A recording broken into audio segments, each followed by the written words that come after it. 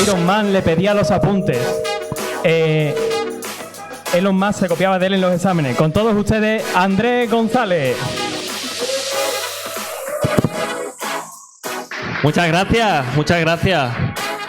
Bueno, bienvenidos al Rock and Wheels, donde el verano sabe a ciencia. Me alegro mucho de veros a todos una vez más este jueves, como cada jueves, a las 8:30 en el Rock and Wheel. ¿Nos gusta el verano, a que sí? Quiero escucharos. ¿Os gusta el verano? Así me gusta. Que sepáis, por cierto, que estamos en Twitch. Ahí no le gusta el verano por ahí, ¿eh? Pues entonces no es que no te guste la vida, ¿eh? Bueno, como sabéis, a nosotros sí nos gusta mucho el verano, porque como cada verano os traemos mucha ciencia, muchas charlas, muchos talleres como este año y especialmente para hoy una entrevista para vosotros. Un aplauso a Francisco Fernández, que está aquí con nosotros. Bienvenido, Francisco. ¿Qué tal? ¿Hay audio para Francisco? Se me oye. Ahí estamos. Uy, bien. Bueno, por favor, esta es tu casa. Puedes sentarte. Antes de empezar la charla, como es habitual, quiero presentaros a Francisco Fernández, que es un profesor, sabe mucho, ya jubilado, ¿no?, de matemáticas, pero su gran pasión ha sido siempre la física. De hecho, soy físico, es físico y el año pasado ya te estrenaste con nosotros en una charla de astrofísica que fue espectacular. Te doy la enhorabuena, por cierto. Muchas gracias. Y gracias a eso has querido repetir con nosotros. Así que un fuerte aplauso porque nos quiere también. Francisco nos quiere. Le gusta el verano a Francisco. Bueno, hoy tenemos un tema que es ¿cuál? Ciencia y conciencia. Que por cierto, está la palabra dentro de conciencia. ¿Tendrá algo que ver? Sí. Este tema, por cierto, es algo que todo el mundo nos ha ido preguntando. Bueno, ¿de qué va? ¿De qué va el tema de la conciencia? ¿Qué relación tiene con la ciencia? Eso es lo que vamos a intentar indagar hoy, ¿vale? Pero para hacerlo, siempre tenemos que empezar por el principio. Y el principio es la definición de conciencia. Ahí tenemos la definición de la RAE, que si quitamos la palabra humano, se podría aplicar a muchísimas cosas, ¿eh? Hay animales, reconocen la realidad circundante y puede relacionarse con ella. Incluso una célula, un organismo unicelular, reconoce y se relaciona con el medio. Incluso un propio electrón reconoce a un protón, a otro electrón y se relaciona a través de las fuerzas fundamentales. Es decir que al quitar la palabra humano vemos que es una propiedad ubicua en todo el ser, desde lo inanimado hasta los seres autoconscientes. Es decir que se extiende a lo largo de toda la existencia, ¿vale? Y me gustaría discernir un poco de... vamos a hablar de conciencia desde el punto de vista... la palabra conciencia se admite como conciencia y consciencia. Normalmente la palabra conciencia se aplica más en relación con el sentido del bien y del mal, ¿vale? Por ejemplo, actuó en conciencia, tenía conciencia de lo que estaba haciendo, pero aquí nos vamos a referir a algo mucho más amplio, que es a esto, ¿vale? Esta definición. Sin el matiz ético de ver si algo es ético o no es ético, ¿de acuerdo? Bueno, antes has hablado, perdóname que te interrumpa, de que la conciencia ya no trasciende solo al nivel humano, ¿verdad? Sino que también puede trascenderse a otros niveles. ¿Cuántos niveles podemos hablar de conciencia? Bueno, yo hasta hace poco veía como unos 4 niveles de conciencia, ¿vale? Ahora, desde que he estado estudiando la conciencia a fondo y las últimas teorías científicas acerca de dónde puede residir la conciencia, ya la discriminación que yo hacía antes entre los distintos niveles de conciencia empieza a difuminarse. Se puede establecer, como he explicado antes, un nivel de conciencia muy básico, que es la interacción física, a través de las partículas. Claro, y cuando hablamos de partículas hay que tener cuidado, porque se nos da una visión del mundo microscópico, ¿no? de los átomos, que es poco realista. Imaginamos partículas como bolitas, ¿vale? Y los fotones como cositas que van entre... Pero realmente las cosas no son exactamente así, ¿vale? Las cosas son mucho más difusas. Y las interacciones le llamamos fuerzas, pero tiene otros matices. Todo es, en el mundo de lo atómico, todo es mucho más difuso. Las bolitas no son bolitas, los electrones no son bolitas, están, pero no están definidos, ¿no? Y precisamente la interacción es lo que acaba definiendo a eso que nosotros llamamos partículas. Y mientras, es como si no existieran.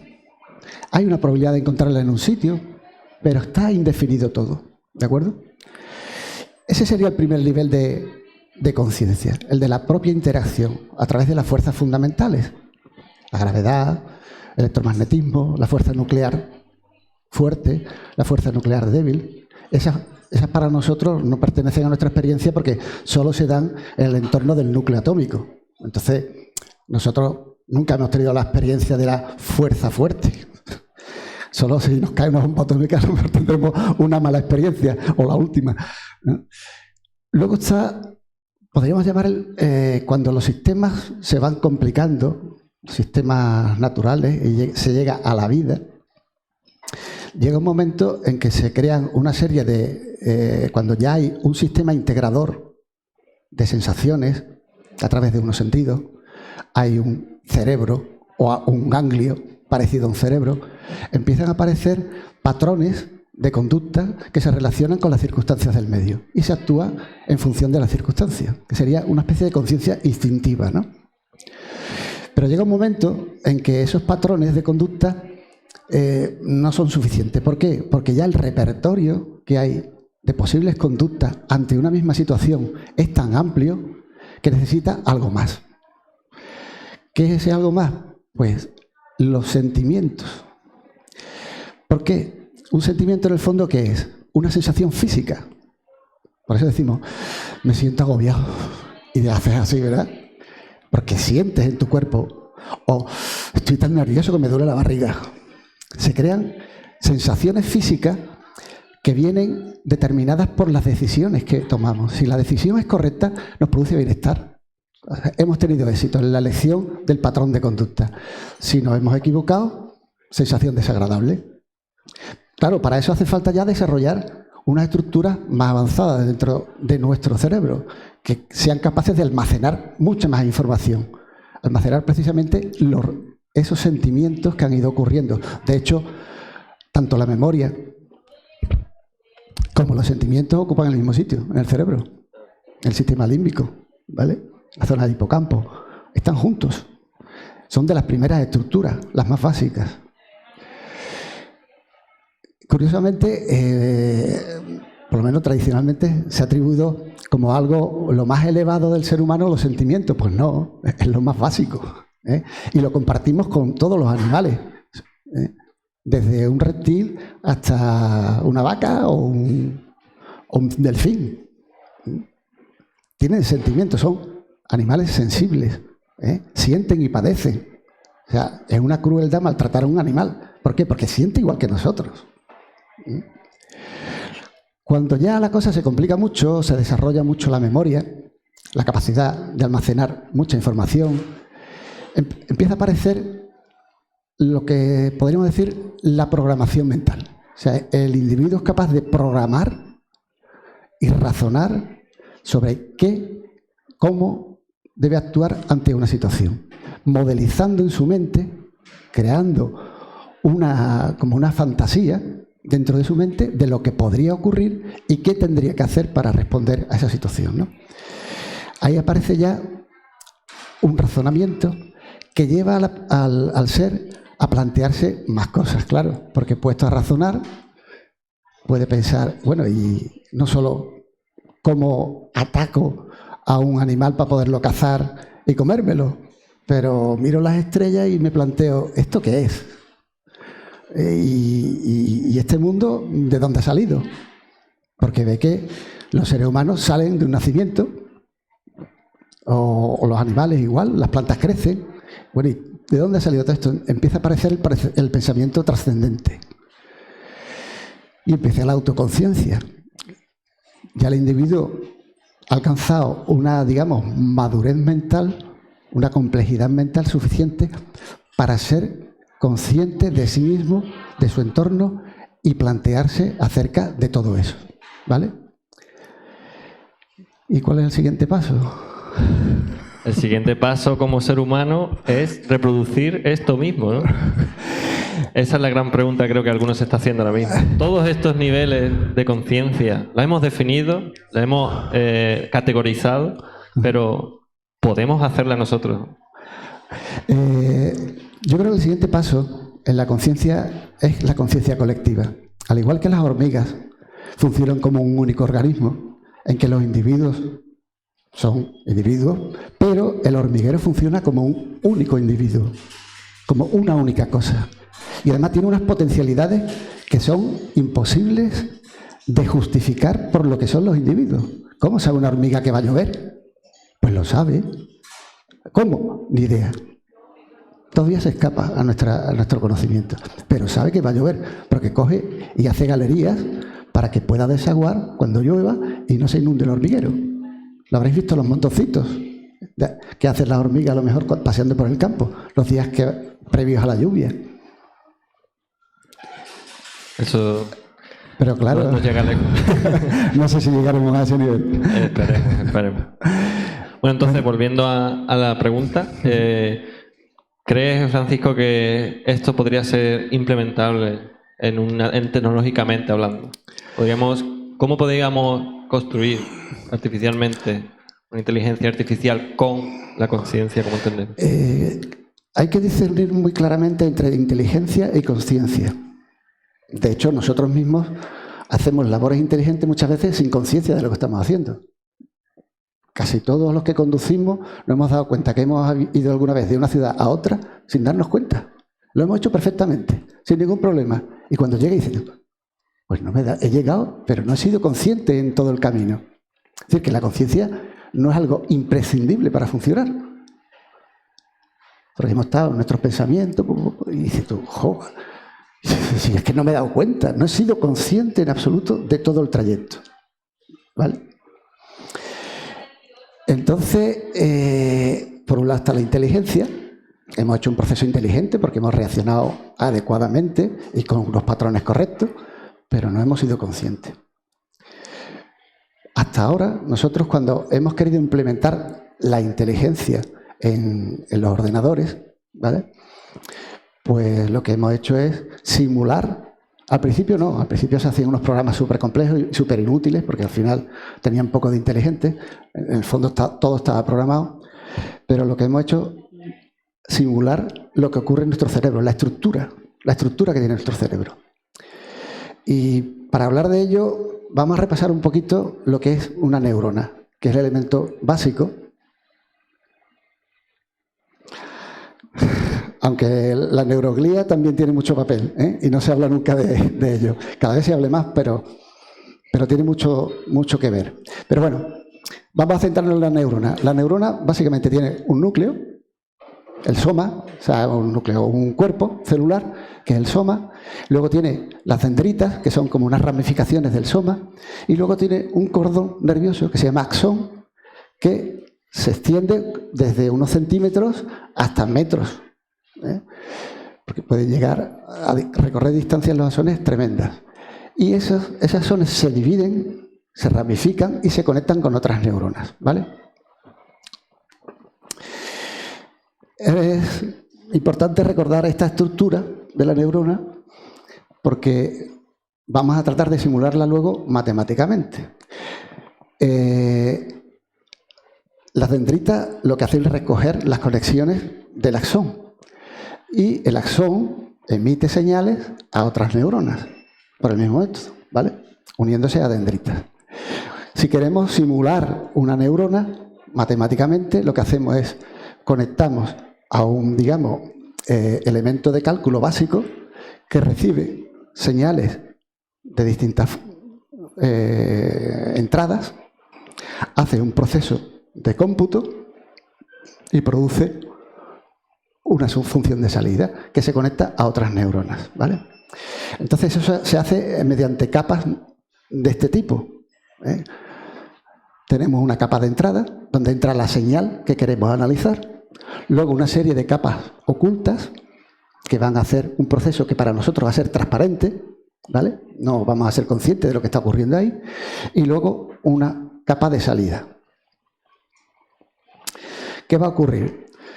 Este sistema hay que entrenarlo. Igual que las personas aprendemos a fuerza de la experiencia, estos sistemas igual aprenden a fuerza de la experiencia. Se le plantean un montón de modelos y da una serie de respuestas. Si las respuestas son correctas, se refuerzan las conexiones que se han ido estableciendo y se les va dando a cada conexión un peso diferente según lo acertada que sea la respuesta. Y al cabo de mucho entrenamiento, el sistema empieza a reconocer correctamente los patrones. Empieza a tener un comportamiento aparentemente inteligente. Por ejemplo, se utiliza en el reconocimiento de caracteres escritos a mano, el reconocimiento de la voz,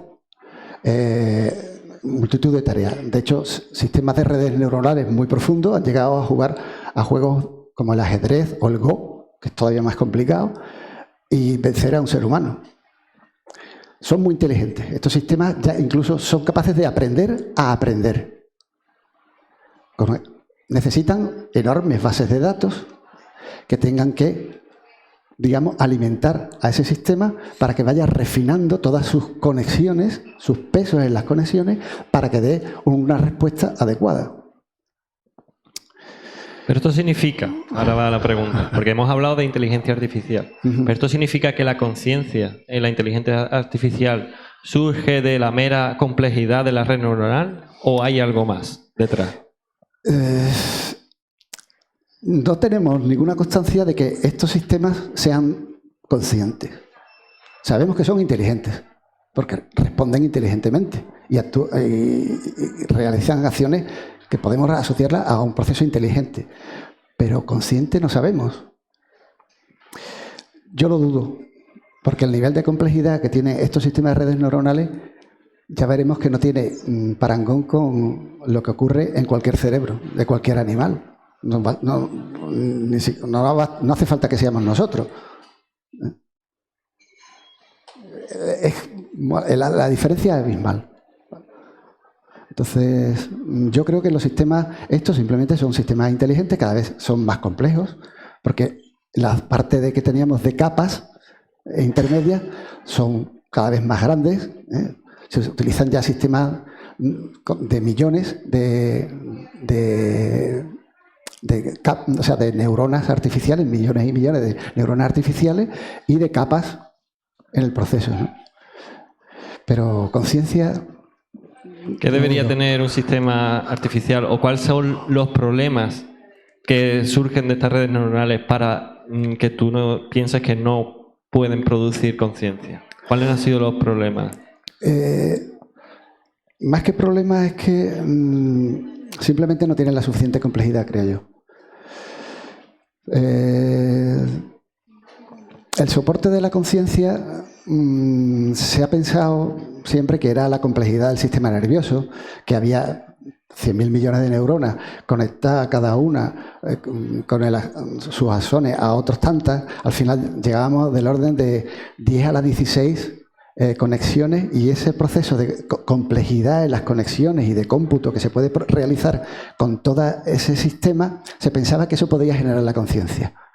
Pero la verdad es que no hay ninguna base suficiente para decir eso, porque no hay, digamos, un correlato, una correlación entre eso y determinados fenómenos que se dan en nuestro cerebro cuando medimos, ¿vale?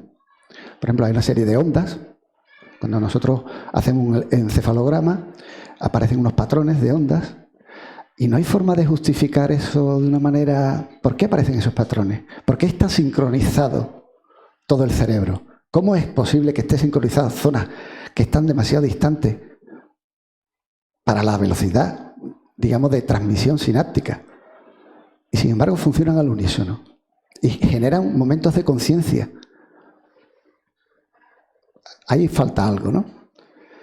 Y claro, como hemos simulado, creyendo que todo nuestro cerebro era lo que pensábamos simplemente que era, pues por eso pienso yo que un sistema de inteligencia artificial le falta algo para llegar a la conciencia. Estamos hablando del sincronismo, ¿no? La sincronía, perdón. Bueno, hay los problemas inexplicables de la conciencia, desde el punto de vista que ha existido hasta la actualidad, antes de la teoría que vamos a ver un poquito más adelante, era, primero, el problema difícil es cómo y por qué es necesaria la conciencia. De hecho, estábamos comentando antes que una persona podía conducir de Cádiz a Jerez y no darse ni cuenta que ha llegado, y lo ha hecho perfectamente. ¿Por qué no somos como zombies? ¿Qué interés tiene la evolución en que seamos seres conscientes? Esa es una gran pregunta. Sin resolver todavía.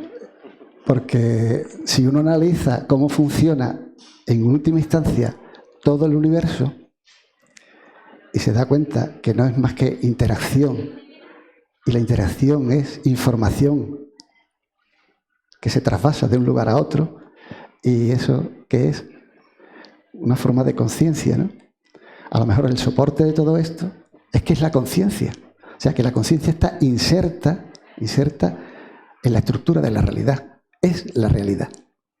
Es lo que construye, es el constructor, ¿no? Y con lo que se había dicho hasta ahora, la conciencia, ¿para qué? ¿De dónde sale? ¿Por qué existe la conciencia, no? Si se puede funcionar perfectamente solo con inteligencia. El vínculo. Esto está relacionado con las neuronas. Establecen unas sincronías, ¿vale? También es relacionado con la sincronía, que son difícilmente explicables, ¿vale?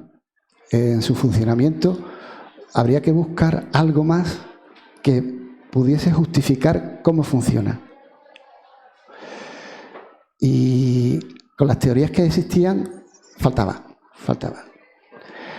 Luego, por otro lado está que cuando se hacen modelos de la inteligencia, se ve que la inteligencia, la conciencia no es algo computable. De hecho, Roger Penrose, sobre el que vamos a hablar luego, a través de un teorema, que se llama teorema de Gödel, llegó a demostrar que es un proceso no computable. O sea, que por cómputo no aparece la conciencia, que debe haber algo por debajo de eso. Para aclarar un poco a los espectadores, cuando decimos que algo es computable, no es que puede seguir un algoritmo. Sí, puede seguir un algoritmo, un cómputo, un cálculo. Claro, que ¿vale? puede ser, o sea, una receta de cocina. Como una receta de cocina o una fórmula matemática. Eso no es... No se puede transcribir. No se puede transcribir. Efectivamente. ¿Vale? Es como... Hasta ahora se pensaba que la conciencia era un proceso emergente de la complejidad del sistema nervioso, ¿no? Pero se quedaba ahí. Bueno, ¿pero cómo? Sí, hay muchos procesos que surgen de la complejidad como propiedades emergentes, pero no había una explicación de qué conexión había, ¿no? Y por otro lado, otra cosa que era difícilmente explicable es cómo un paramecio puede buscar la comida dentro de un laberinto, o cómo un leucocito puede perseguir a una bacteria en concreto, pasando de las demás. ¿Por qué sabe que es esa y no la otra? ¿Por qué no se ha ido a la otra, que la tenía más cerca? Y la persigue ahí entre los glóbulos rojos. ¿Quién justifica eso? Ahí no hay un sistema nervioso.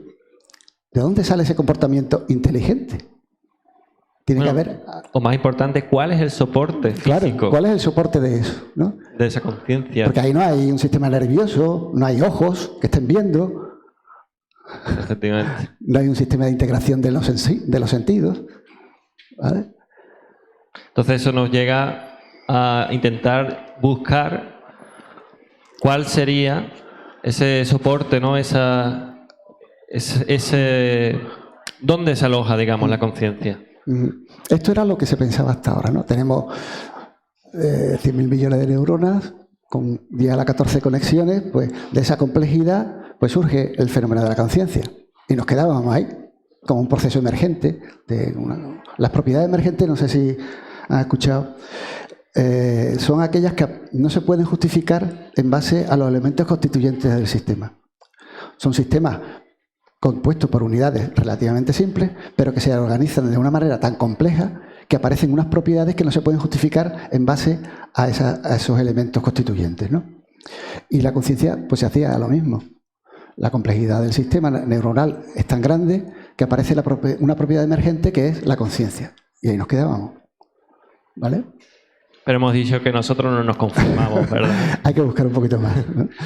Porque, entre otras cosas, cuando no hay un cerebro, como hay un comportamiento inteligente. Y como esa célula era consciente de que estaba protegiendo a esa bacteria, no a las otras, sino a esa. Y entonces empezamos a hablar de territorios peligrosos, ¿no? Sí. Quizás ahora viene el momento de la entrevista donde la gente se sorprende, porque vamos a hablar de algo que en principio no tiene nada que ver, pero que luego vamos a ver que sí. ¿Quieres decirlo? Vamos a tener que utilizar conceptos de la mecánica cuántica, de la física cuántica, para poder explicar los procesos que se van a dar en aquello que se piensa que puede justificar el fenómeno de la conciencia, ¿vale? Vamos a hablar de algunas, muy someramente y muy simplificadamente, de algunas propiedades del micromundo de los átomos, ¿vale? Primero, hay que tener conciencia de la escala a la que estamos hablando. La escala de los átomos, estamos hablando de las escalas de la 1000 millonésima de metro, es decir, la millonésima de un milímetro. Imagínense un milímetro que lo dividimos en 1 millón de partes. Es algo absolutamente fuera de nuestra capacidad de percepción. Ni siquiera con los microscopios electrónicos podemos llegar a un nivel tan pequeño. Necesitamos unos microscopios muy sofisticados que además lo que hacen es convertir una serie de propiedades eléctricas en imágenes, ¿vale? Para poder ver los átomos. Bien, en esa escala el mundo funciona de una manera radicalmente distinta a lo que es nuestra experiencia. No tiene nada que ver. Este vaso para nosotros está aquí o está aquí. No puede estar aquí y aquí. Porque entonces sería otro vaso, no sería el mismo. ¿Verdad? Pues en esa escala un electrón puede estar aquí y aquí. En los dos sitios a la vez. Lo que pasa es que mientras que no observemos, estará así, con la posibilidad de estar en los dos lados a la vez. Cuando observemos, entonces se concretará. ¿Vale? Luego, para poder describir cómo funciona el mundo cuántico, se utiliza una función matemática, porque es que con palabras es complicado. ¿Vale? Lo que se llama la función de onda. La función de onda lo que nos da es una densidad de probabilidad de existencia o de valor de algún observable físico. Puede ser posición, spin, carga, ¿vale? Y lo siguiente era... bueno, antes está la superposición. Otra cosa importante es la superposición de estados. Un sistema puede tener dos estados a la vez. Dice, ¿cómo dos estados a la vez? O está de una manera o está de otra. No, pueden coexistir los dos estados. Mientras que no observemos, ahí está. ¿Vale? Cuando observemos se concretará, pero mientras está, sí, tiene la posibilidad de estar digamos, entre dos aguas, como la canción, ¿vale? Sin definirse completamente. Y por último, el entrelazamiento, que Einstein le llamaba la acción fantasmal a distancia, porque no se la creía mucho. De hecho, cuando encontró eso, creía que era una demostración de que la mecánica cuántica era falsa. Tenía un grave error, porque no podía ocurrir lo que decía los cálculos que se hacían con la mecánica cuántica, que daban como resultado el entrelazamiento cuántico. ¿Y en qué consiste? Si yo tengo un sistema que se describe por una única función de onda, ¿vale? Y cojo sus componentes y los separo de alguna manera, manteniendo la misma función de onda, sin romperla, cosa que es bastante complicado, pero se puede hacer, de hecho se ha hecho. Cuando yo altere una parte del sistema, automáticamente el otro reacciona, pero instantáneamente, aunque esté a años luz de distancia. Hasta ahora se ha comprobado, hasta creo que la última fue 250 kilómetros, 280 kilómetros por ahí, que funciona, ¿vale? Luego es real. El que se equivocaba era Einstein. La mecánica cuántica no, ¿vale? Bueno, ahora que hemos... Todos estos elementos van a ser necesarios para poder explicar luego cómo podría funcionar la conciencia, ¿vale? Por eso lo he dicho una cosa muy simplificada y probablemente al simplificar se cometan muchos errores, ¿vale? Pero bueno. Ahí va la pregunta. ¿Qué tiene que ver esto? ¿Qué tiene que ver la física cuántica con la conciencia? Pues bueno,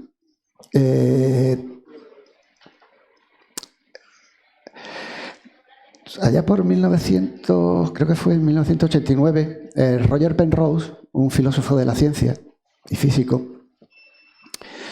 se planteaba esta cuestión: ¿en dónde puede residir la conciencia? Le dio muchas vueltas y vueltas y vueltas y buscando, pues encontró algo que podría servir de soporte. Hasta hace relativamente poco se pensaba que estas estructuras, se llaman microtúbulos, presentes en todas las células, pues era simplemente como lo que le daba, como las vigas del edificio, ¿no? Lo que le daba estructura a la célula. Además servía de transporte de sustancias dentro de la célula. Intervenía también el proceso de división celular. Era lo que tiraba, lo que se llaman astrocitos en el proceso de división celular, lo que tiraba de las dos paquetes de genes, ¿vale?, de cromosomas, y separaba los cromosomas para formar las nuevas células. Pero poco más, no se le daba. Pero se empezó a estudiar a fondo los microtúbulos y tenían un comportamiento muy extraño. ¿Por qué?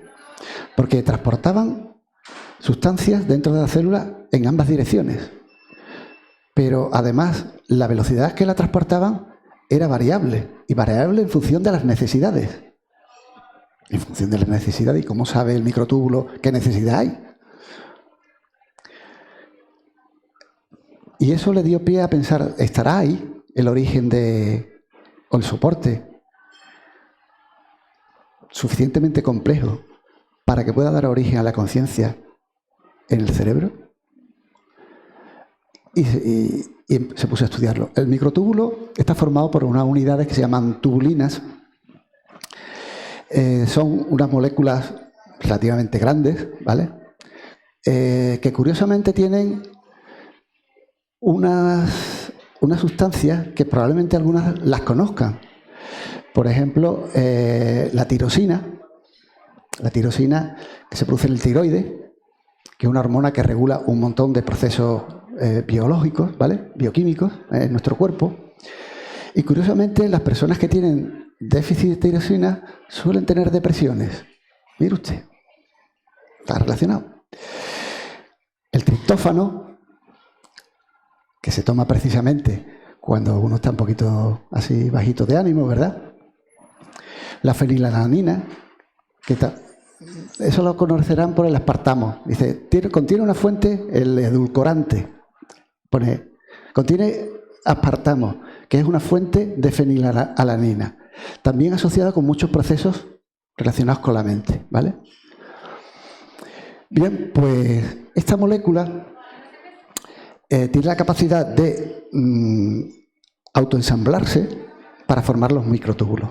Primero empieza creando líneas, esas líneas se van pegando unas con otras y luego acaban plegándose hasta formar el microtúbulo. Tiene tiene un extremo que, digamos, donde se va formando y otro por donde se va deshaciendo. Y además tiene la posibilidad, estas tubulinas, de estar en estados superpuestos, de superposición, en función de, digamos, el carácter dipolar. Un dipolo es un objeto que, visto a distancia, es neutro, porque tiene las mismas cargas positivas que negativas, pero no las tiene distribuidas uniformemente. Tiene una zona más negativa y otra zona más positiva. Están como separadas las cargas, ¿no? Pues el estado de dipolo puede estar en superposición, ¿vale? Alternando. Un proceso cuántico. Aquí hay una imagen de la tubulina. Ahí se ve, no recuerdo ahora qué color corresponde a cada una de las moléculas, pero las 3 moléculas de las que hemos hablado son las que están puestas ahí en color, ¿vale? Y esos puntitos rojos es curiosamente donde se fijan los anestésicos, los que producen anestesia general. Si alguno ha tenido la experiencia de pasar por un quirófano, que más de uno lo habrá tenido, ¿verdad? Cuando te anestesian, tú pierdes la conciencia totalmente. Para ti no ha pasado tiempo, en absoluto. Tú dices, ya, a mí me ha pasado, ¿no?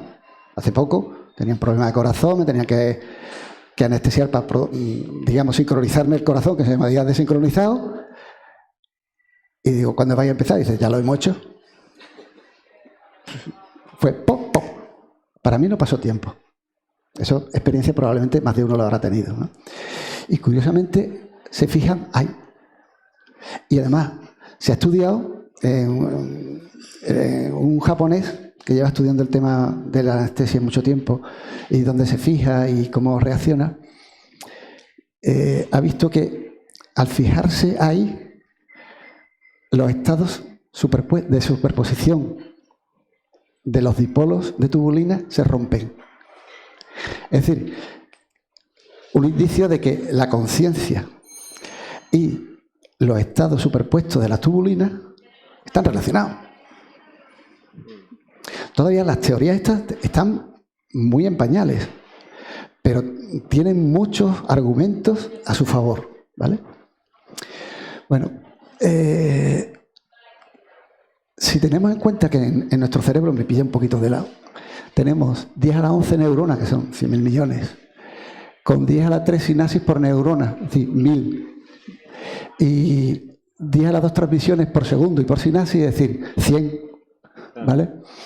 En total, si solo consideramos como elemento generador de la conciencia o del estado mental, ¿no? Eso, tenemos una posibilidad de operaciones de 10 a la 16 operaciones por segundo. 10 a la 12 es 1 billón, serían 1 millón de billones de operaciones por segundo. Hay superordenadores que casi llegan a eso.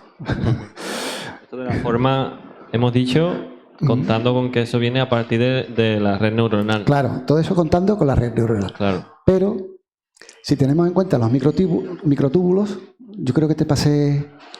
No sé si... No, bueno, no está. Es que estaba el otro cálculo aquí, ¿te acuerdas? Te lo mandé. Bueno, 10 a la 16 operaciones por segundo es lo que es capaz de hacer una sola neurona, si basamos su capacidad de cómputo en microtúbulos. Si se contabiliza el número de microtúbulos que tiene una neurona, el número de estados por segundo que puede tener y los multiplicamos, nos sale un total de 10 a la 16 operaciones por segundo de una sola neurona. Si lo multiplicamos por 10 a las 11 neuronas, nos sale 1.000 cuatrillones de operaciones por segundo. Bastante más que... Bastante más. Que lo habíamos simulado. Estamos en, pues, 16 No, 27, 10 a la 11, o sea, 11 órdenes de magnitud superior. 10 a la 27. 11 órdenes de magnitud superior a lo que se consideraba hasta ahora, ¿no? En capacidad de cómputo del cerebro. Vamos, nuestro cerebro podría simular un universo entero. De hecho, cuando soñamos, simula un pequeño universo. Y dentro del sueño nos parece la realidad, ¿vale? Cuando tocamos en el sueño, tocamos y sentimos que tocamos. Cuando olemos en el sueño, olemos. Cuando vemos, vemos. Y nos parece la realidad. En resumen, estamos diciendo, en exclusiva, que la conciencia podría tener naturaleza cuántica. Que esto lo dijo Roger Penrose y Stuart Hameroff. Hameroff, de Penrose ya ha dicho a qué se dedicaba. Hameroff es un anestesiólogo, pero que siempre ha estado muy interesado en el tema de la conciencia, ¿no? Y se unió a Roger Penrose y escribieron un magnífico artículo que se llama La conciencia en el universo, ¿vale? Y que es el que a mí me incentivó para estudiar todos estos temas. Y la verdad es que, bueno, para un físico se puede leer, para un no físico, pues algunas partes más vale pasarlas rapidito y quedarse en lo, digamos, en lo descriptivo, no meterse en temas de cálculo pero que es interesantísimo, porque es que además trasciende mucho más allá de la conciencia como nosotros la entendemos y donde nosotros la ubicamos. Llega a plantearse que sistemas cuánticos que consigan estar en, digamos, en estados superpuestos y en coherencia en grandes extensiones, podrían generar conciencia en sitios tan increíbles como una estrella de neutrones. Estamos hablando ya de que la conciencia puede estar incluso implícita en nuestro universo. Sí, sí. De hecho, lo que comentaba antes, cuando uno empieza a analizar en profundidad qué es la estructura del universo, la sustancia última, se da cuenta que se pierde el dualismo entre el ser y el no ser, porque al final todo es información interactiva, conciencia, que no tiene sustancia. Esta solidez es producto simplemente de que hay interacción, que se reconocen los electrones que forman mi piel y los de la mesa y se repelen. Pero aquí hay vacío, aquí prácticamente no hay nada. Incluso sin el prácticamente no hay nada. Simplemente hay conciencia en todos sus niveles, desde la que hablábamos más básica, de la mera interacción, hasta mi propia conciencia que ha dicho, voy a darle aquí a la mesa para explicar esto. ¿De acuerdo? Creo que están alucinando ahora mismo. Bueno, Francisco, ya para terminar, y luego ya damos paso a las preguntas del público, quisiera preguntarte, ¿esto tiene alguna implicación filosófica? Porque estamos hablando de que el universo entero puede ser una conciencia. Sobre todo me llamó la atención al principio que hablaste de la conciencia colectiva. Mi pregunta va, hablando de conciencia colectiva, ya no solo nos hacemos referencia a una sociedad, a unos individuos, sino ya estamos hablando de estrellas, ¿verdad? Estamos hablando de que la conciencia colectiva puede estar, puede ser incluso la propia interacción física. Si nos vamos a las filosofías orientales, dicen que todo es conciencia. Ellos tienen 600 años más de antigüedad que nosotros, pensando en estas cuestiones, y incluso más. Y piensan que todo emerge de la conciencia, todo, absolutamente todo. Es, digamos, la sustancia última del ser. Y además que todo lo que aparece ante nosotros es apariencia. Porque en última instancia, toda la existencia no necesita ocupar lugar. De hecho, hace muy poco, leí un artículo que ya los físicos empiezan a darse cuenta de que por ahí es el camino, de que espacio y tiempo son propiedades emergentes de las interacciones. Y acabamos de decir que la interacción es una forma de conciencia. Me quedo con esa frase. Creo que es perfecta para terminar. La interacción, al final, surge el espacio-tiempo. Muchas gracias, Francisco. Quiero que les demos un fuerte aplauso porque se lo merece.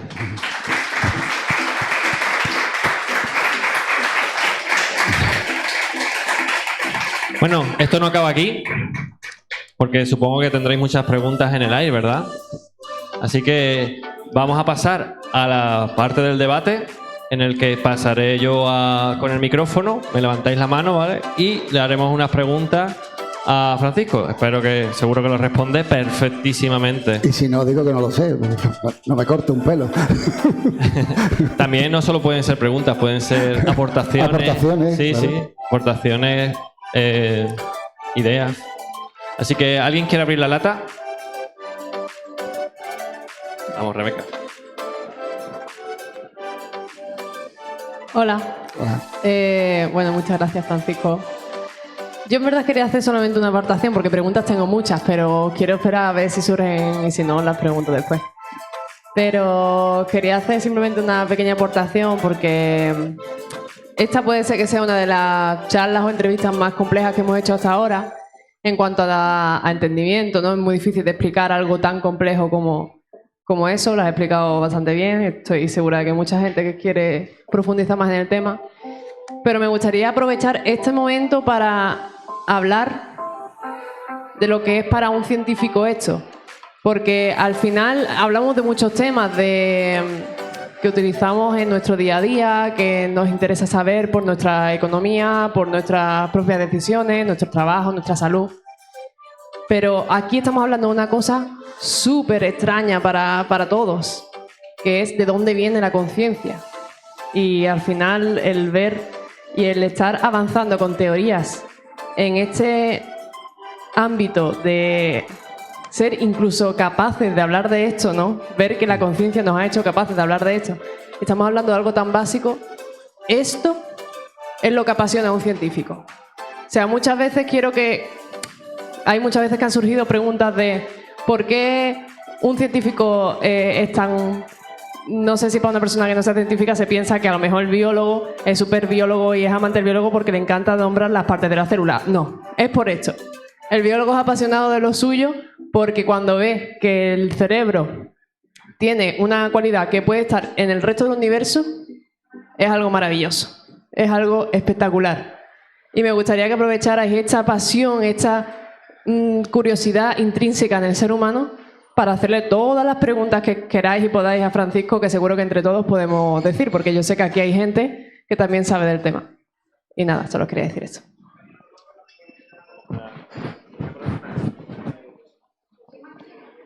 Hola. Vamos a ver, una pregunta porque para mí hay cosas que se me quedan...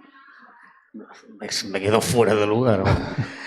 El hecho simplemente de haber tocado la mesa y de decir que la mesa, ya lo hemos hablado otras veces, no existe.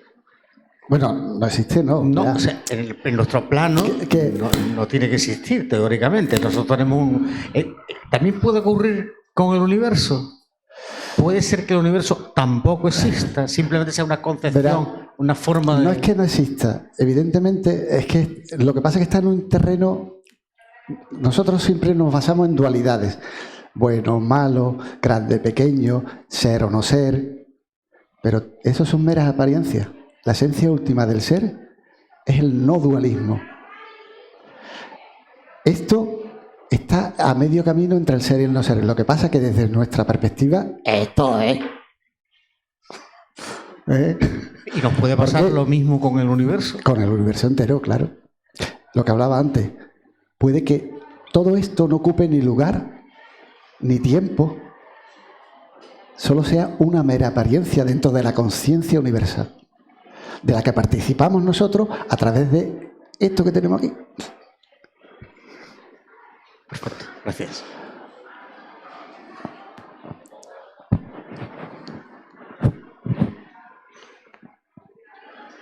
¿Cómo puede ser que como sociedad, con esas interacciones que tenemos individuales, con todas esas conexiones individuales y miles, que no me acuerdo ni siquiera de cuántos millones de conexiones tenemos, el universo, todo el mundo estemos viendo esa mesa de la misma manera, de la misma forma o con las mismas condiciones, cuando las perspectivas ya simplemente en esa conciencia que ocupamos ya es distinta y las vivencias o de dónde provenimos, esa sería una cosa que sería superior incluso a esa conciencia colectiva, o eso cómo se podría interpretar? Porque sí, perfecto. Esta mesa, todos participamos de los mismos sistemas de captación de la información. Por eso, todos, salvo los daltónicos, veremos que la parte de arriba es roja, ¿vale? Y todo, si lo tocamos, vemos que es sólida, que es rígida, ¿vale? Tenemos las mismas percepciones, tenemos los mismos sistemas de integración de la realidad, la misma forma de construir la realidad hasta cierto punto. Porque ya luego vienen las personalizaciones. Cada persona, cuando ve la mesa, le atribuye ya conceptos subjetivos. Esa es la subjetividad general en cuanto a la percepción de la realidad. Todo el mundo no ve la realidad de la misma manera. No sé si se acordarán aquel famoso vestido que estuvo circulando por internet, que había gente que lo veía dorado y blanco y otros lo verían negro y azul. Y decía, pero tú estás tonto, ¿no ves que es azul y negro? Y el otro decía, el que está tonto eres tú, eres blanco y dorado. Es que no lo ves. ¿Qué pasa?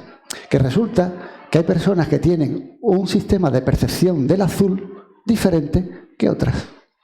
Cuando tú medías el vestido realmente era azul, porque dominaba la componente azul. Pero las personas que tienen menor percepción del azul estaban en un terreno, ahí entre dos aguas, un poco definido, y perdían ese color azul. Y entonces el contraste que se formaba entre lo que para ellos era blanco con la otra parte, las cenefas que tenía, le daba la sensación de dorado. ¿Qué ocurre? Que especies diferentes van a tener percepciones diferentes de la realidad, y eso es un hecho. ¿Y dentro de la misma especie los sinestésicos, por ejemplo? Ya de eso no te puedo hablar. Los sinestésicos son aquellos que a lo mejor tú escuchas una canción, sí, y escuchas una melodía y al sinestésico se le vienen sabores. O se le vienen colores. Sí, decir, las confusiones de percepciones. Ya estamos mezclando eso. Sí, pero eso, digamos, sería de decodificar esas señales. La forma de decodificación de la señal. Es lo mismo que, por ejemplo, tú tienes un accidente, sufres una rotura de un nervio, y luego cuando se reconduce el nervio, resulta que en lugar de conectar con sensores de dolor, conecta con sensores de calor. Y entonces, cuando te tendría que doler algo, lo que notas es calor. Digamos, son conexiones, redes neuronales que se han quedado ahí un poco desorientadas y se han reconectado malamente. Malamente en el sentido de que, bueno, que no es lo común.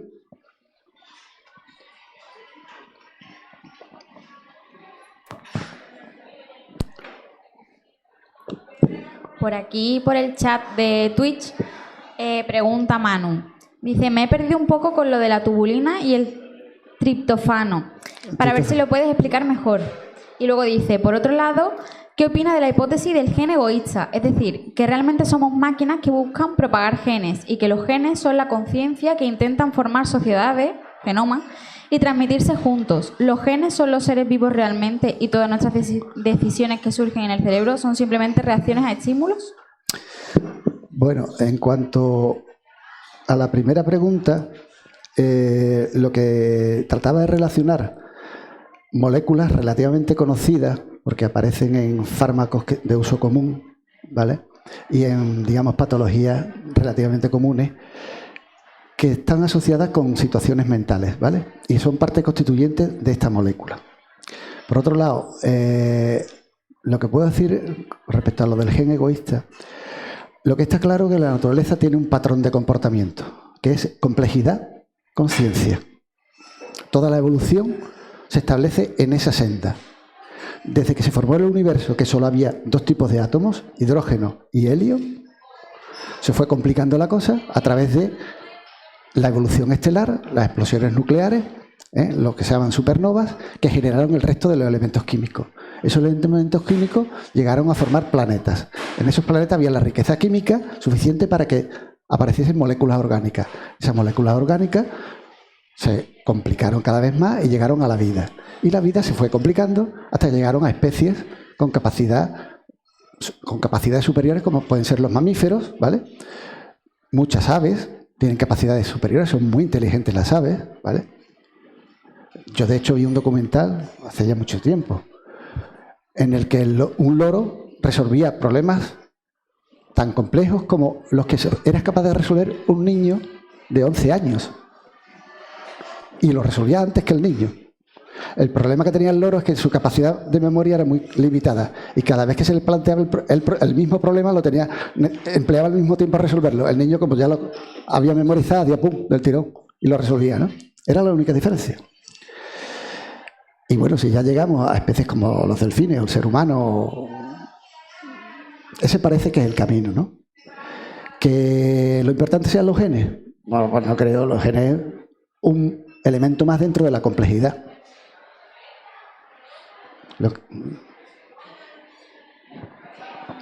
Yo creo que he respondido ya a las dos. Hola. Bueno, Francisco, una pregunta un poco difícil. Voy a ver si consigo montarla. Me pregunto por una de las características de la conciencia es la unidad del yo. Voy a suponer que lo que tú llamas conciencia puede llamarse el yo, ¿no? Yo creo que es más amplio que el yo. El yo es una parte de la conciencia. Tú te identificas, te autoidentificas, ¿vale? Con una experiencia vital, con unas sensaciones, pero es algo más. Es aquello que, por ejemplo, te puede llevar a tener intuiciones, te puede llevar a tener a percibir, digamos, el lenguaje corporal de otra persona. No es solo dependiente del yo, ¿vale? El yo es una cosa más, no es lo único de la conciencia. Sí, efectivamente. Claro, es que son términos un poco ambiguos, pero me centro yo en una característica del yo que es su unidad. Es decir, que cada vez que nosotros decimos yo, cada uno de nosotros, nos referimos a algo que es uno. Sí. Y entonces me ha llamado mucho la atención cuando has dicho la cantidad de operaciones que hay involucradas en el cerebro, 10 elevada, una barbaridad, ¿no? Pero toda esa barbaridad de datos se reduce cuando nos referimos a nosotros mismos, se reduce a una unidad. Claro. Y entonces la pregunta que yo quiero hacerte es si piensas que la unidad es previa o es un resultado de las operaciones. Es decir, si lo que llamamos el yo, también se puede llamar el alma, la conciencia, pero no sabemos lo que es, si es anterior de alguna forma a las operaciones mentales o si es un resultado de las operaciones mentales. Anterior. Porque si es anterior, quiero decir, por ejemplo, y ya termino con la pregunta, cuando se dice, por ejemplo, que una persona es muy inteligente, entendemos que es inteligente como un producto de las operaciones mentales, es decir, tiene como si su inteligencia fuera un resultado de sus neuronas, que afortunadamente son inteligentes. Pero la cuestión es qué inteligencia ha hecho que las neuronas se configuren inteligentemente. Por eso te decía yo que primero es la conciencia. Y de esa conciencia surge el yo. La conciencia es, para mí, vamos, ya una opinión personal, es la sustancia del universo. El yo, cuando aparece el yo, es simplemente una parte de esa conciencia que se identifica en su forma, en la forma personal. Y esas operaciones de las que he hablado yo son las que permiten, digamos, la percepción de esa conciencia. Pero la conciencia es, de hecho, Penrose habla de la protoconciencia, que es algo ubicuo, en el ser. O sea, el ser básicamente es conciencia. Y la complejidad que aparece en la estructura de esa conciencia es lo que lleva a la autoconciencia y al yo del que tú hablas. Ya.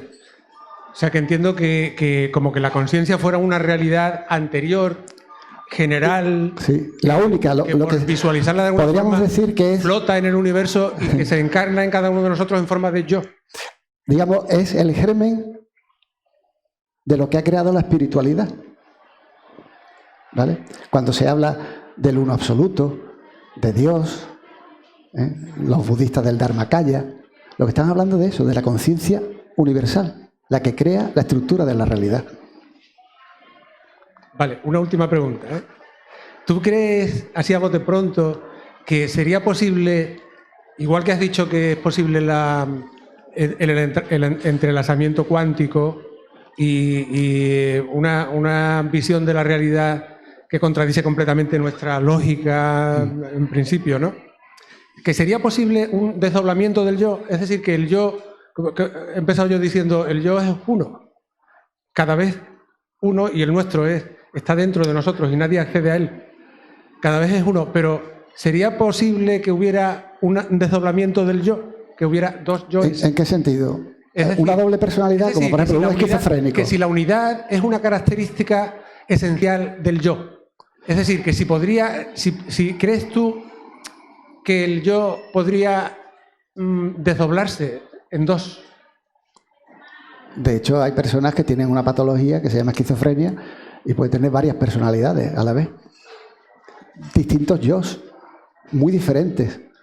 O sea, nuestro cerebro tiene capacidad para simular eso y mucho más. Y percibir realidades absolutamente diferentes dentro de una misma persona. Pero no es lo normal. De hecho, lo consideramos patológico, ¿vale? No sé, habría que escuchar a algún especialista en esquizofrenia para ver si eso es, si son dos personalidades que se suceden, alternativas, o cuando... Es que yo creo que el que cada uno dice yo, incluso cuando duerme no dice nada, pero al despertarse dice yo y soy el mismo. O si yo hablo de mí, hablo del mismo ya sé de por cuando dónde tenía va tu pregunta. 7 años. Ahora te entiendo ya. Es decir, que como que el yo es una unidad. Y sin embargo, todas las operaciones del yo son muchas y las neuronas son muchas. Digamos, los momentos conscientes son unitarios. ¿Vale? Es decir, un esquizofrénico, cuando es el psicópata que va asesinando gente, en ese momento es una conciencia, la otra no existe. ¿Vale? Porque son procesos que involucran a todo el cerebro a la vez. El problema es que hay un interruptor que hace y cambia a otro yo. Y ahora ese otro yo funciona de otra manera. Pues es otro ser consciente diferente. Eso es lo que quiero decir, que me parece que la característica de la unidad del yo es algo inseparable de ella, del yo, de la conciencia, y que como que está poco explorada esa característica de la unidad del yo. Porque la unidad del yo, eso, por ejemplo, eso hace un problema. ¿Cómo podría ser el yo el resultado de muchas operaciones? Y no al revés. Pero, ¿cómo construyes tú el yo? A través de una historia. ¿De qué? Bueno, de sensaciones a lo largo de toda tu vida. Sensaciones visuales, auditivas, perceptivas en general, ¿vale? Sí. Experiencias vitales. Eso construye tu yo. Y eso tiene que estar ahí almacenado, de alguna manera. Y tiene que estar interactuando la información, de alguna manera. Claro.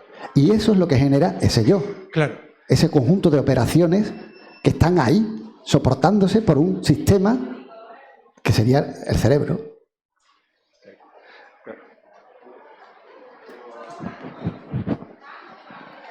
Gracias. Solamente para matizar esto, si admitimos que la conciencia es un fenómeno cuántico, pues igual que con un gato de Schrödinger puede haber estados cuánticos macroscópicos en superposición e incluso interferir entre ellos. El problema es que, igual que el gato de Schrödinger, sabemos que la fase cuántica es muy sensible, se disipa rápidamente y precisamente es muy difícil en el laboratorio diseñar gatos de Schrödinger cuánticos que manifiesten ese fenómeno cuántico, pero a nivel de principio, que es el que estamos discutiendo, sí podría haber, si entendemos como la conciencia como estado cuántico, puede haber dos estados cuánticos macroscópicos que llamamos conciencia e interferir entre ellos. Pues podemos difractar entre nuestras dos conciencias. Ese tipo, siempre tengo como a nivel de principio. Y también, bueno, ya que tengo el micrófono, comentar también una cosa que me ayudó mucho a mí de estudiante cuando estudiaba teoría cuántica de la información, de la computación. A Wheeler, que era un premio Nobel de física, le preguntaron que con qué tres palabras marcarían el futuro de la física. Y dijo, como Jesús de Ubrique, ¿no?, que decía impresionante, pues él dijo, it from bit. que traducido es un poco, déjate de entender ya, que somos bolitas chocándonos e interaccionando a través de campos, y vamos a empezar a pensar que todo es computación y que todo puede ser reescrito, y ese es el objetivo de la teoría cuántica de la información, a través de sistemas que estamos intercambiando información, intentando extraer información uno de otro, y qué limitaciones tiene esa extracción, y de ahí deriva toda la física y toda la física cuántica. Entonces, ¿esto cómo nos ayuda a la hora de la conciencia? Por ejemplo, recordando a Feynman, que ya en los años 60 decía, bueno, si tú tienes un boli que cae al suelo y quieres computar a qué velocidad cae, te sabes la ley de Galileo, lo metes en el computador, tienes el resultado, o puedes preguntarle al boli. Que el boli se compute y que la propia sensor, cuando esté en el suelo, nos dé la medida. Y ya que estamos, cada uno de los procesos del universo que pueden computarse, lo podemos entender como un proceso que se está autocomputando. Y esa es la clave, ¿no? Porque de ese punto de vista podemos entender, eso ya es una opinión personal, como todo el universo como una máquina que se autocomputa a sí misma. Hay determinados momentos donde van apareciendo como una propiedad emergente la vida, gran propiedad emergente a la que le estamos muy agradecidos, y la conciencia. Lo cual nos lleva a dos corolarios fantásticos. Primero, que somos preciosos.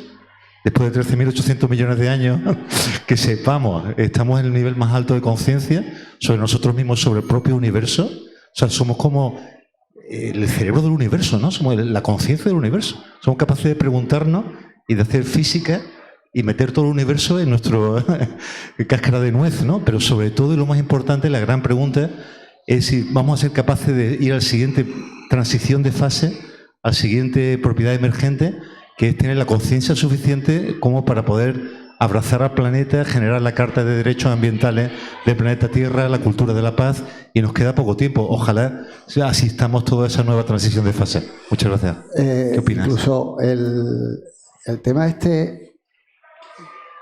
conectándolo con lo que dije al principio, de una conciencia global de la especie, se podría hacer a través de un entrelazamiento.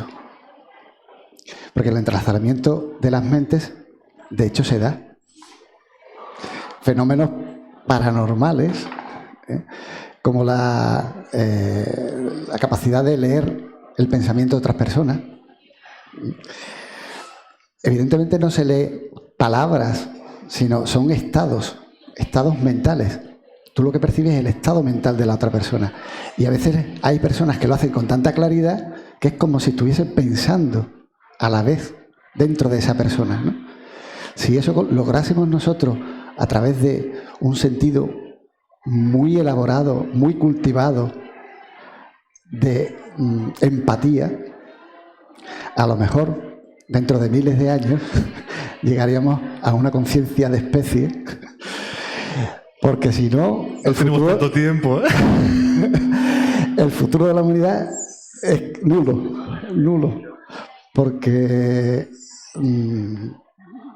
la conciencia acerca de... Bueno, de hecho, es que hemos llegado a un punto crítico.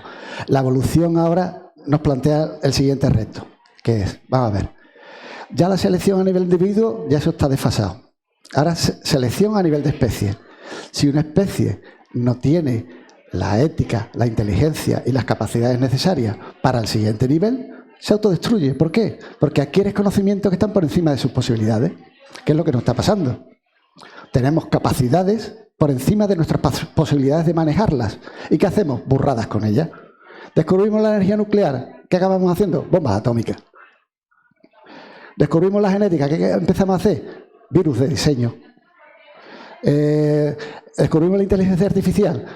¿Qué acabamos haciendo? Sistemas para controlar la población y convertirlos en borregos. Es decir, que como especie tenemos poco futuro. Porque la selección natural va a decir, esta especie, como no llegue a este punto, fuera.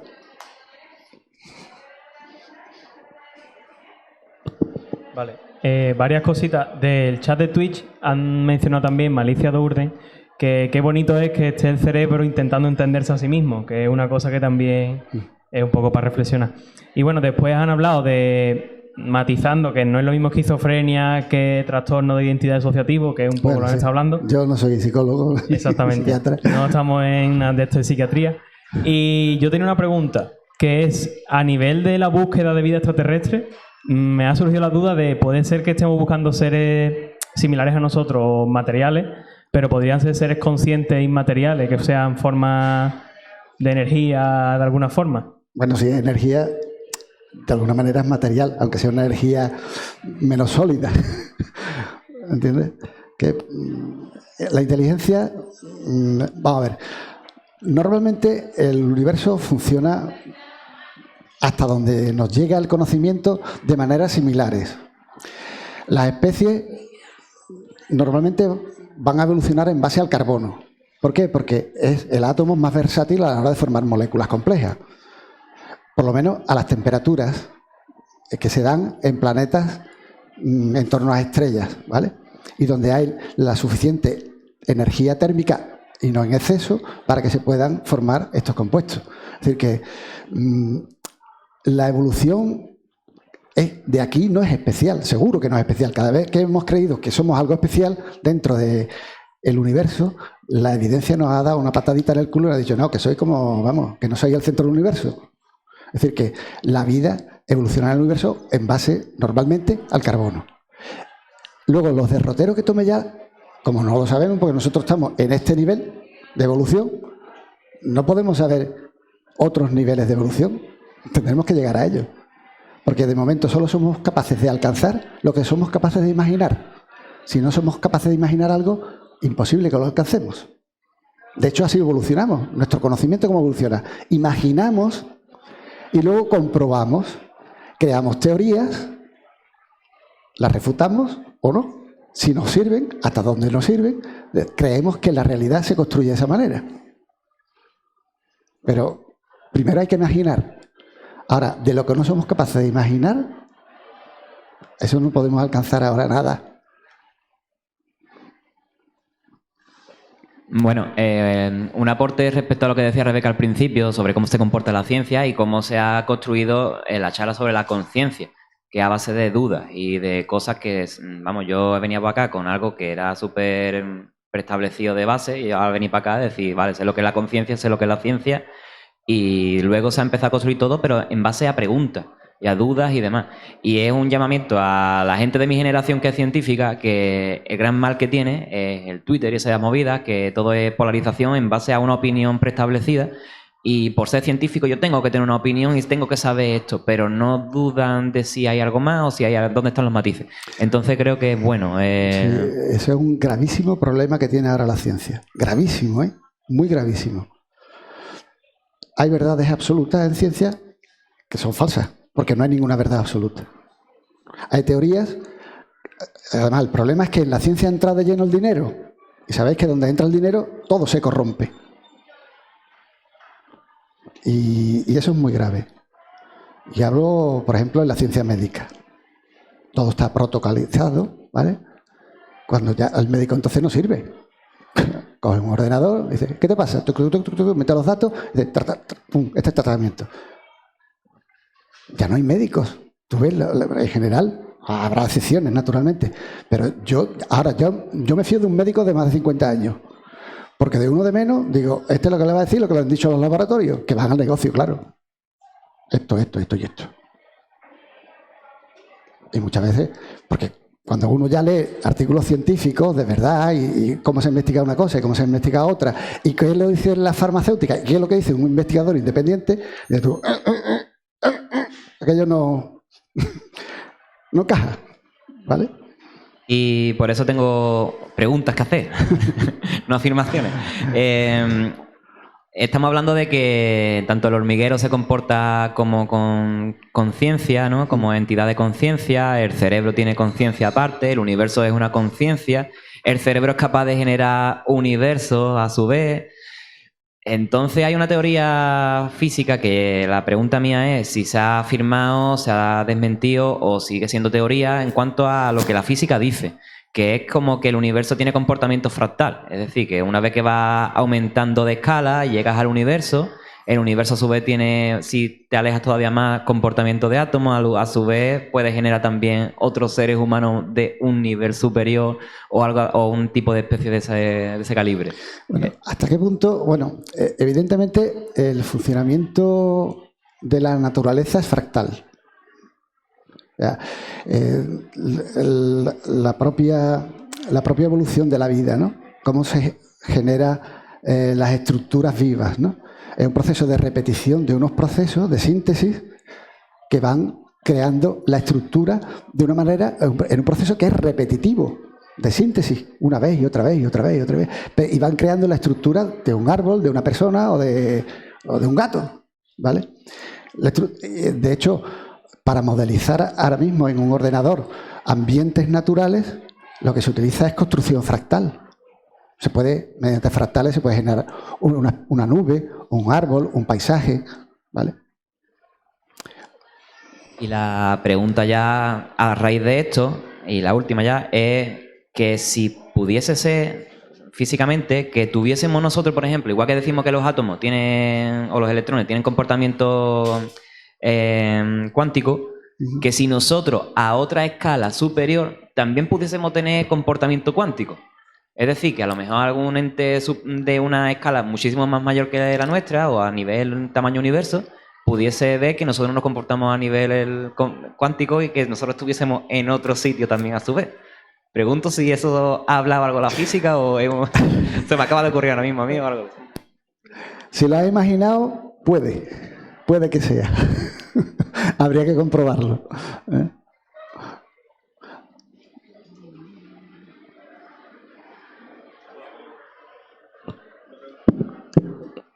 Vamos con una pregunta de Twitch. Ah, tuya, perdón. No te llamas Twitch, ¿verdad? Bueno, yo soy María. Hola, encantada. Mi pregunta, que no sé en realidad si tiene mucho sentido, pero bueno, ¿se puede manipular la conciencia de las personas? Por ejemplo, en el tema de cuando se habla de las sectas y, por ejemplo, con Charles Manson, ¿no? Que llegó a manipular a personas para que hicieran cosas. Lo demás a diario. Claro, es La lo que se sociedad está manipula manipulada es eso, es la por los medios de comunicación, por Claro. ejemplo. Vale. O sea, se puede manipular. Además, es relativamente fácil. ¿Por qué? Porque el nivel de conciencia general de la población es bajito. Es más, si os fijáis, bueno, los que sois más viejos como yo, el tema de la educación ha ido así. Porque una población consciente no es manipulable. Entonces, ¿qué se hace? Destruir la educación. El sistema educativo actual lo que hace es envolver al profesor en un montón de burocracia y de chorradas inútiles para que no tenga tiempo para enseñar. Para que se amargue y se vaya. El que quiera realmente enseñar, suma sus conocimientos, trasladarlo a los demás, le amargan la vida. Ese buenismo de, venga, todo el mundo para adelante, todos somos iguales. No somos iguales. Todo el mundo tiene que tener igualdad de derechos y de deberes, pero no somos iguales. Hay quien necesita unos estímulos mayores para progresar y otros que necesitan unos estímulos menores para progresar también. Y meter a todo el mundo en el mismo saco lo que hace es empobrecer a todos. Y eso es lo que busca el sistema igualitario, empobrecer a todos. No igualar por arriba, no darle al que más dificultad tiene lo que necesita para que suba a un nivel superior, sino darle a todo el mundo la misma cosa. El que está abajo no se entera de nada, el que está arriba se aburre y el que está en medio, pues es el mediocre. ¿Y qué estamos consiguiendo? Una sociedad mediocre.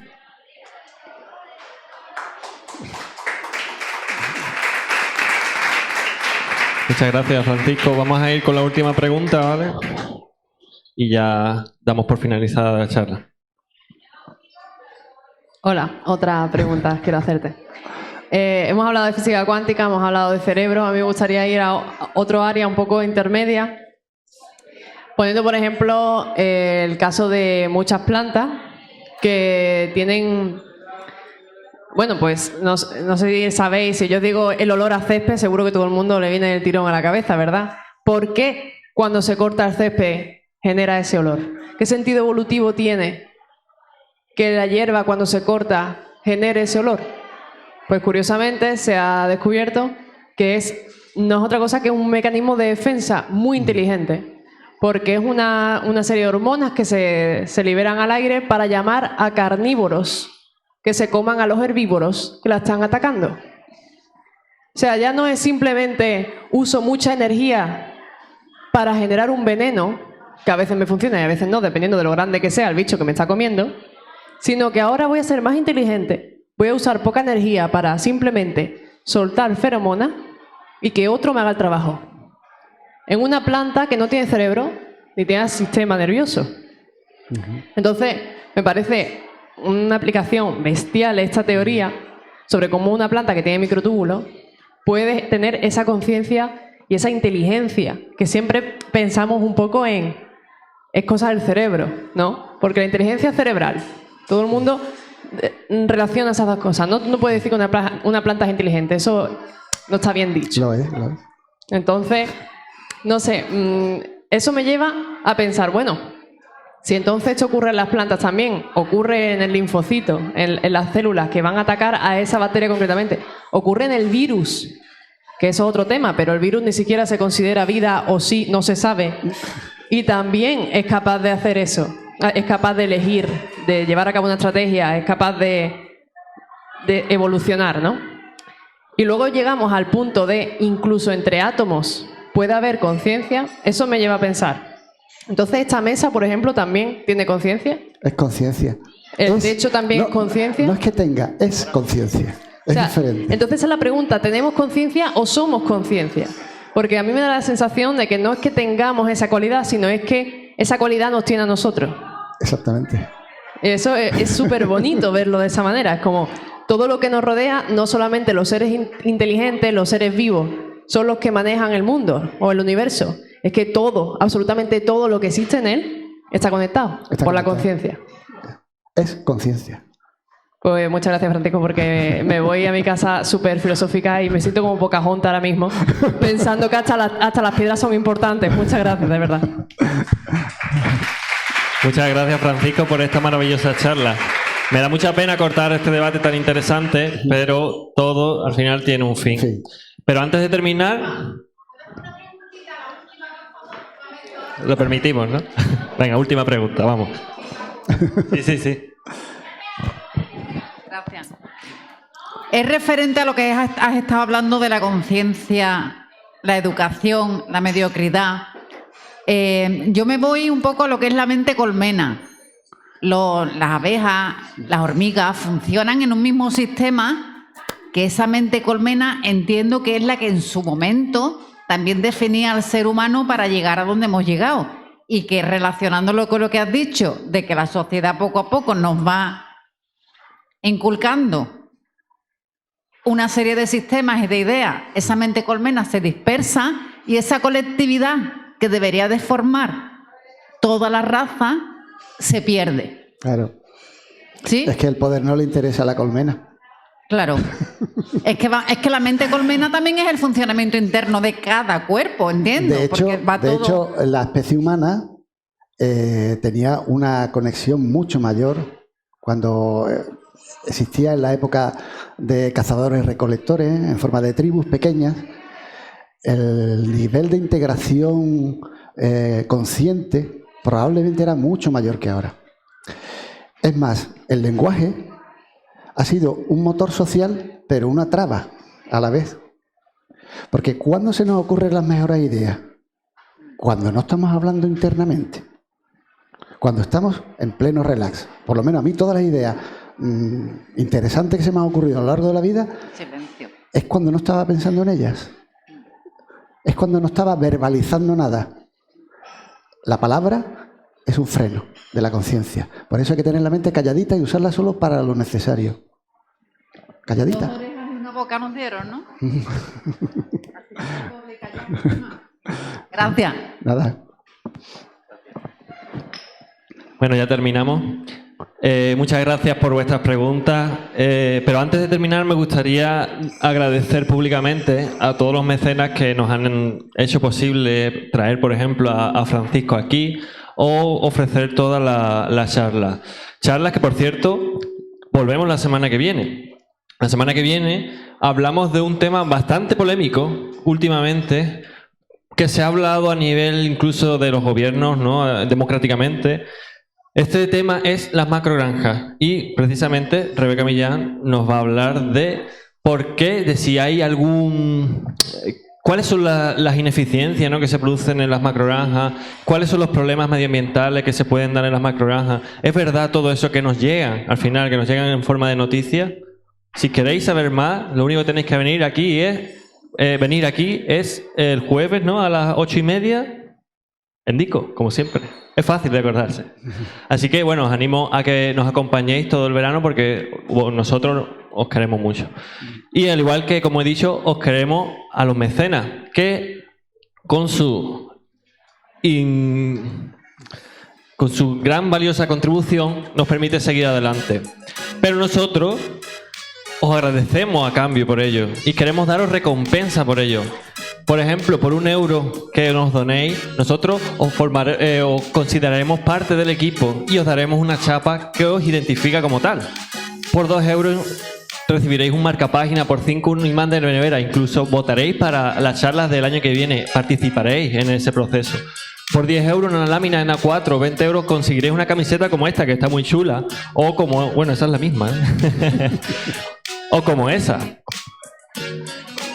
Y por €50 ya, si queréis ser súper mecenas, recibiréis la posibilidad de pedirnos a nosotros una charla cualquiera. Es decir, me gusta que habléis de la conciencia, quiero saber más de la conciencia, quiero que me habléis del pimiento, quiero lo que queráis. Y nosotros ya nos encargaremos de traer un experto sobre el tema. Así que, bueno, os animo, quiero valorar todo el esfuerzo que nos llega día tras día y sobre todo os animo, bueno, a que si queréis formar parte de esta iniciativa sin ánimo de lucro que somos, tenéis la posibilidad. Así que muchas gracias Francisco por acompañarnos en este día. Nada, un placer. Y nada, nos vemos hasta la próxima semana. Gracias.